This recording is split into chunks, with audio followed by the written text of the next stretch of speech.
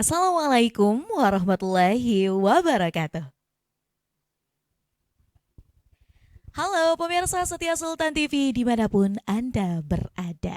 Senang rasanya nih pemirsa kembali lagi bersama saya Raudlo Rida. Tentunya dalam dialog bincang hari ini. Pemirsa, libur akhir tahun selalu menjadi momen meningkatnya aktivitas wisata. Provinsi Banten dengan beragam destinasi wisata alam dan budaya kembali menjadi pilihan masyarakat untuk berlibur. Namun, lonjakan wisatawan tentu harus diimbangi dengan kesiapan destinasi, infrastruktur, keamanan, dan kenyamanan. Terlebih lagi nih pemirsa, akhir-akhir ini potensi cuaca ekstrim kerap melanda. Lalu, bagaimana nih kesiapan Banten dalam menyambut tren wisata akhir tahun? Serta strategi apa yang disiapkan pemerintah daerah agar pariwisata tetap aman, nyaman, dan berdampak pada perekonomian masyarakat? Saat ini di studio Sultan TV telah hadir narasumber kita. Ada Kepala Dinas Pariwisata Provinsi Banten, Ibu Eli Susianti. Assalamualaikum Ibu. Waalaikumsalam warahmatullahi wabarakatuh, Mbak Rida. Apa kabar Bu?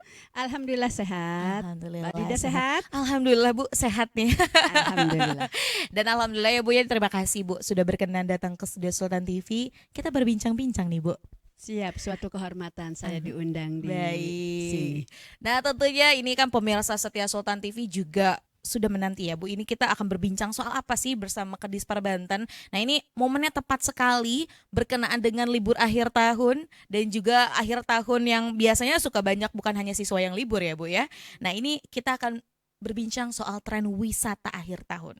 Sebenarnya Banten ini menyiapkan apa nih Bu? Siap ya Bu ya kita berbincang-bincang? Oke, baik. Nah, langsung aja nih, Bu. Ini mengenai tren dan destinasi wisata, khususnya di Provinsi Banten. Sebenarnya kalau kita lihat nih, Bu, bagaimana sih tren kunjungan wisata di Provinsi Banten di akhir tahun ini menurut kacamata Ibu? Waduh. Baik, berdasarkan pemantauan kami di Dinas Pariwisata, tren kunjungan wisata di akhir tahun mengalami kelonjakan yang signifikan. Biasanya berdasarkan tren 3 tahun terakhir, di hari libur Nataru ini bisa kenaikannya hampir mencapai 500%. Ini terutama wisatawan datang dari sekitar Jabodetabek karena memang aksesibilitas ke Banten cukup dekat dan mudah dijangkau oleh mereka. Baik. Nah, tadi berarti kan lonjakan yang cukup tinggi ya, Bu? Betul. Nah, kalau lonjakan cukup tinggi tentunya ada destinasi favorit. Apa sih Bu destinasi favorit yang di Banten nih gitu, yang biasanya sering sekali dikunjungi terutama ketika libur akhir tahun ini? Iya. Baik, kembali berdasarkan data yang kami himpun, memang destinasi yang menjadi favorit bagi para wisatawan ini adalah destinasi yang sifatnya pantai. Nah, jadi destinasi di sekitar Cinangka, Anyer, Carita, kemudian Panimbang, Tanjung Lesung, Sawarna, Bagedur itu menjadi tujuan utama dari para wisatawan yang hadir pada libur Nataru. Tapi di samping itu kemudian juga Masjid Banten itu juga menjadi salah satu destinasi favorit bagi para wisatawan di akhir tahun ini. Oke, biasanya. baik. Karena di Provinsi Banten banyak pantai-pantai. Betul. Ternyata itu masih menjadi destinasi favorit ya, Bu. Betul. Rasanya mungkin pantai lebih menenangkan. Waduh, lebih menenangkan, betul sekali. Nah, tapi Bu, berbicara soal destinasi favorit, kemudian juga akhirnya kan wisatawan yang melonjak, ini kan harus ada kesiapan Bu Betul. dari pemerintah. Biar yang liburannya ini nggak cuma sekadar buang-buang waktu saja, tapi juga tadi ada kenyamanan, keamanan yang dirasakan. Strategi apa Bu yang disiapkan oleh Dispar Banten di dalam menghadapi lonjakan wisatawan yang ada? Ya. Jadi ketika tren wisatawan datang ke Provinsi Banten melonjak, ini kecenderungannya kan ada jumlah volume kunjungan yang tinggi menimbulkan kemacetan dan kemudian volume kendaraan juga sangat bertambah banyak sehingga dalam kondisi-kondisi tertentu ini menimbulkan kerawanan yang harus kita antisipasi. Maka langkah strategis yang sudah kami lakukan dan saat ini juga terus kami lakukan adalah bagaimana kami bersinergi dan berkolaborasi dengan semua pihak, baik itu dari kepolisian, kemudian perhubungan, kemudian BPBD, kemudian teman-teman mitra pariwisata, Balawista, kemudian juga Pokdarwis, para pelaku usaha, bagaimana kita berupaya untuk selalu memberikan keamanan, kenyamanan dan ketentraman bagi para wisatawan, dan juga tentu saja kami menginginkan bahwa wisatawan ketika mereka pulang kembali ke daerah masing-masing, mereka membawa kesan yang baik dan kemudian mereka punya keinginan untuk kembali berwisata di Banten. Baik, jadi itu poinnya ya Bu ya. Siap. Nggak kapok nih gitu main ke Banten, tapi kayak nagih gitu, pengen lagi. Jangan sampai kapok, harus balik lagi. Kalau tahun ini datang hanya sendiri, maka berikutnya kita harapkan bisa mengajak keluarga atau bisa mengajak rekan kerja dan kolega mereka untuk datang terus ke Banten. Waduh, jadi bawa pasukan ya Bu ya. Betul. Tadi kan kalau Ibu menyampaikan bahwa sebenarnya sudah berkolaborasi, itu adalah strategi yang memang dilakukan oleh Dinas Pariwisata Provinsi Banten. Lalu Bu, ini kan bukan hanya soal menuju ke tempat wisatanya saja, tapi juga bagaimana sarana dan prasarana. Dan bagaimana nih Bu, kesiapan sarana prasarana di destinasi wisata yang ada di Banten? Nah, ini adalah pertanyaan yang sangat baik, sangat besar dan perlu menjadi perenungan kita bersama, gitu ya. Sarana dan prasarana di destinasi wisata ini tentu saja menjadi salah satu perhatian kami di Provinsi Banten melalui Dinas Pariwisata. Bagaimana kami juga terus berupaya untuk meningkatkan pelayanan sarana prasarana di destinasi wisata. Tentu saja bekerja sama dengan pengelola. Gitu. Ada sarana-sarana dasar yang harus dipenuhi, misalnya seperti musola, toilet. Kemudian kami juga memberikan standarisasi terkait dengan keamanan, kebersihan. Bagaimana kalau di wisata Tirta misalnya, di sana pengelola wisata itu diwajibkan dan Permenparnya juga sudah turun. Ini terkait bagaimana pengelola wisata itu berkewajiban menyiapkan lifeguard di setiap destinasi. Gitu. Jadi kami terus bekerja sama. Kalau yang ini tentu saja di samping kami juga melakukan upaya penataan di destinasi wisata, kami juga bekerja sama dengan para pengelola untuk terus meningkatkan pelayanan di bidang sarana dan prasarana. Minimal sarana dasar kepariwisataan terpenuhi, kemudian standar kebersihan, standarisasi keselamatan juga dipenuhi. Nah, itu poin penting ya Bu ya. Karena kalau misal wisatawan biasanya gitu datang ke satu tempat wisata, kalau tadi standar dasarnya tidak ada ya Bu. Contoh seperti MCK, kemudian dari musola dan juga tempat-tempat yang memang untuk beristirahat itu kan agak disayangkan. Ya tadi akhirnya nggak bisa bawa pasukan lagi mungkin tahun depan. Termasuk rambu-rambu peringatan, ini sangat penting. Dan tentunya sejauh ini dari Dinas Pariwisata sudah berkolaborasi dan berkomunikasi lebih lanjut dengan pengelola wisatanya ya Bu ya. Betul. Baik. Nah ini Bu, tadi sudah berbicara soal dengan destinasi, kemudian juga alur menuju tempat wisatanya. Ini kan Bu, ini terasa ya oleh kita semua. Beberapa hari ini hujan terus datang seperti itu ya. Dan memang kalau akhir tahun tuh cuaca ekstrim kerap melanda, bukan hanya di Provinsi Banten. Lalu bagaimana nih Bu? Ini strategi juga dari Dinas Pariwisata terhadap antisipasi lah adanya cuaca-cuaca ekstrim agar juga wisatawan tetap aman dan nyaman. Baik, mengenai cuaca kita memang tidak bisa menghindari tapi kan bisa diprediksi. Gitu ya. Jadi kami untuk di akhir tahun dengan memang cuaca yang dalam tanda petik ya cukup mencemaskan bagi para pelaku usaha, kami mempunyai program kegiatan yang kami sebut dengan wisata siaga. Wisata siaga ini melibatkan seluruh stakeholder. Dan kami ada WA-nya, WA grupnya. Kami berkomunikasi di grup itu. Ada dari seluruh stakeholder, pokoknya dari BMKG, kemudian dari pemantau anak Krakatau, dari Balawista, dari BPBD, kepolisian, dari BIN, semua masuk di sana. Seluruh pemberitaan, informasi terkait dengan cuaca, kemudian tinggi gelombang, aktivitas Krakatau, Gitu. semua terlaporkan di grup tersebut. Oke. Sehingga sebetulnya dari hari ke hari, karena memang sampai saat ini laporannya adalah per jam 00. Hmm. BMKG, kemudian pemantau anak Krakatau melaporkan dan kami bisa memantau. Gitu. Sampai saat ini memang cukup aman untuk anak Krakatau, tidak ada aktivitas yang berarti. Mm-mm. Dan ini yang kemudian sering digoreng-goreng terkait dengan isu aktifnya anak Gunung Krakatau dengan siaga waspada 2 ya, Mm-mm. dengan situasi yang disebut dengan waspada 2 yang kemudian menghantui para calon wisatawan kita untuk datang ke Banten. Maka dalam kesempatan ini kami menghimbau bahwa agar teman-teman semua para wisatawan agar lebih jeli dan cermat menyikapi seluruh informasi yang Anda terima. Kalaupun mendapat informasi-informasi yang Anda terima, maka sebaiknya adalah konfirmasi langsung kepada sumber yang memang valid dan official mengeluarkan berita tersebut. Jadi memang kami punya WAG terkait dengan siaga wisata ini, dan kalau dari tinggi gelombang, kemudian cuaca, itu semua kami peroleh dari BMKG.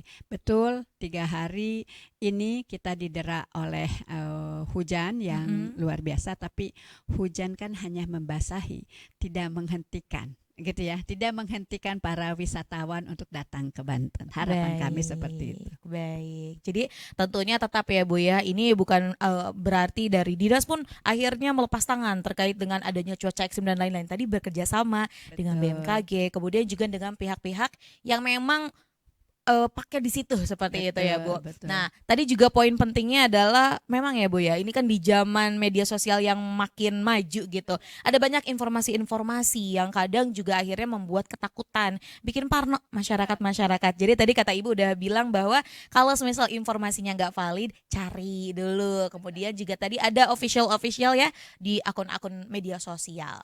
Nah kalau tadi Ibu menyampaikan bahwa berkolaborasi dengan stakeholders yang ada terkait dengan cuaca ekstrim. Lalu bagaimana Bu dengan pengelola destinasi wisata? Apakah ada SOP khusus yang memang sudah disampaikan ataupun diberikan atau imbauan lah seperti itu?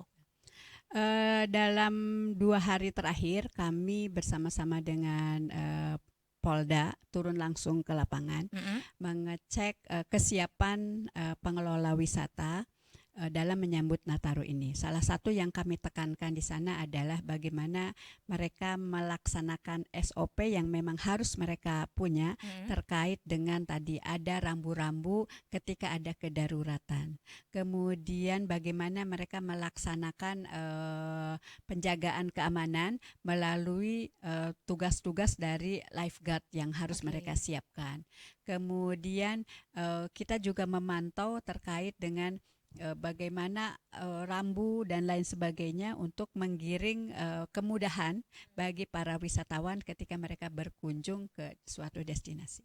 Baik. Nah, Bu, selanjutnya bicara soal wisata pasti ini akan berdampak pada perekonomian.